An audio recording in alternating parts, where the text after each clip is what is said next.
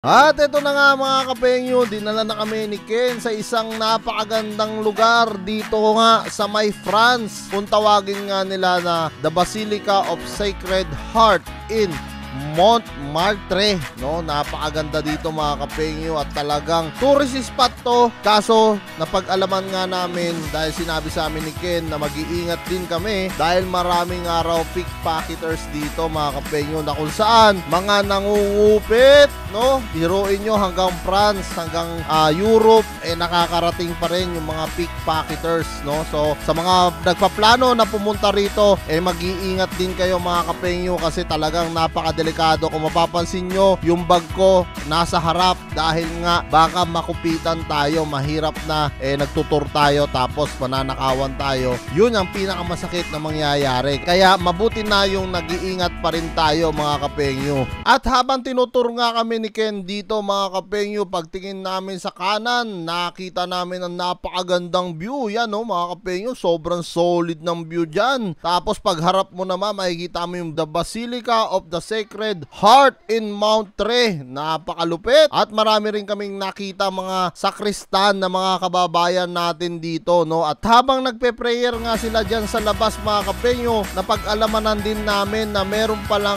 sakristan din dyan na kababayan nating Pilipino, na kung saan kumaway pa nga sa amin na before sila lumabas mga kapengyo, no? Dahil sinabi namin na mga Pilipino kami. At kita nyo naman yung view dito sa The Basilica mga kapengyo. Sobrang ganda ng view mga kapengyo, sobrang manghang-mangha kami ng aking pamilya. At syempre hindi naman pwedeng hindi natin iikutin ang lugar na to dahil syempre nasa tourist spot na tayo, natural kailangan natin ikutin. Yan, makikita nyo mga kapengyo, napakarami nilang tinitinda mga souvenirs din dito. At karamihan dito mga kapengyo na pag-alamanan namin, kainan na rin pala ito. Dadalhin nga kami ni Ken doon sa kanyang kaibigan na isa rin chef mga kapengyo, no, na kababayan din natin na Pilipino. Sobrang solid mga kapengyo, no, nakakatuwa na yung mga kababayan natin talagang isa na rin, no, sa mga nagiging chef dito sa Europe. At ayan mga kapengyo, kung mapapansin nyo, humarap pa nga si Mayora sa atin, naging isang reporter na nga dito sa France.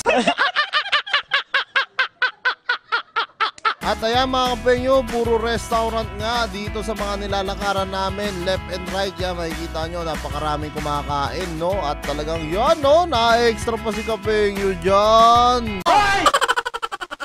Kita nyo naman mga kapengyo, excited na ang kapatid nating si Wally, no? At talagang malapit na nga kami sa restaurant na pagdadalan sa amin ni Ken. Dito na banda nga yung restaurant na yon. Ayan, Cafe Restaurant Beans ang papasukan namin. Tuloy-tuloy na nga kami pumasok dito sa restaurant ng kaibigan ni Ken na Pilipino na chef mga kapengyo. At talagang dito, no, nung kumain nga kami, meron ilan-ilan ipinaserve, no, etong si Ken sa amin.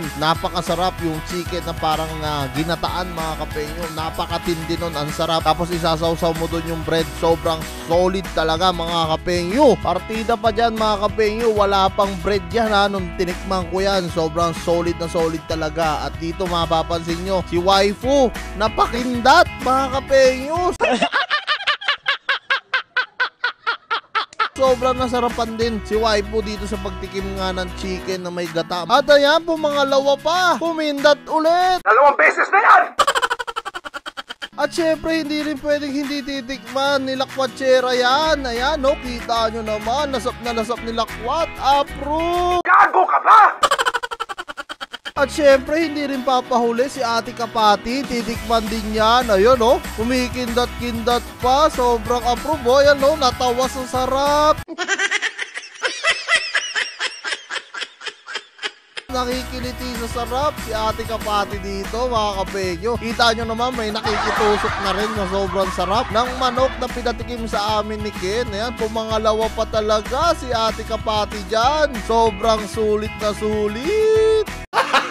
Gago! At syempre, tinikman din namin yung pinagmamalaki ni Ken na pagkain dito nga sa France, yung steak, no? Napakatindi at napakasarap din mga kapengyo. Pag napunta kayo dito sa France, wag na hindi yung titikman. At talagang pinatikim din ako ni Ken dito ng red wine nga mga kapengyo from France, no? At sobrang solid. Lahat kami napatikim dyan, pati si Wally, yan, no? Ninamnam talaga ni Wally, napakindat, oh.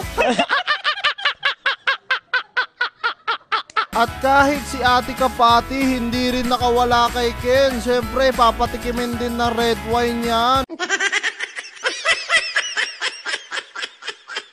At ayan, di na nga nakapagtimpi si Kapengyo, kinuha na yung red wine na baso at namigay na nabigay kay Lakwachera at syempre kay waifu mga Kapengyo para talagang matikman na namin ang ultimato itong red wine na pinagmamalaki nga ni Ken, no? Na talagang gawa mismo dito sa Europe. Ayan, nakipag-toast na si Kapengyo. Yan, lahat na kami dyan mga Kapengyo, nag-toast na kami, oh. Yun, oh. At matitikman na natin. Yan na, the moment of truth. Ayun, oh, ninamnam ni Kapengyo. Pumangalawa pang inom yan, lumagok pa ulit.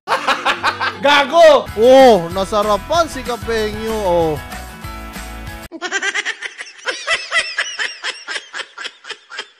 Uminit, pati si waifu, oh. Talagang inubos, in-straight.